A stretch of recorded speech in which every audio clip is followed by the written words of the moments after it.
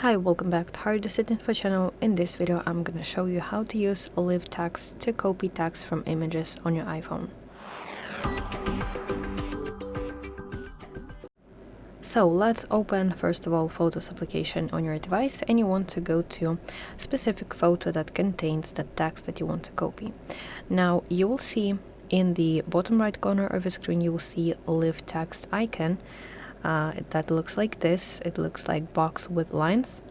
So let's tap it, and then you can hold down on a word or some selection of text to select it. So you can touch and hold it. You can use those handles in order to select text that you need. And you can copy, you can tap select all, you can use translation button, or you can tap share button in order to share this text with someone. So that is basically it. Thank you for watching. If you find this video helpful, please like it and subscribe to our channel to see more content like this.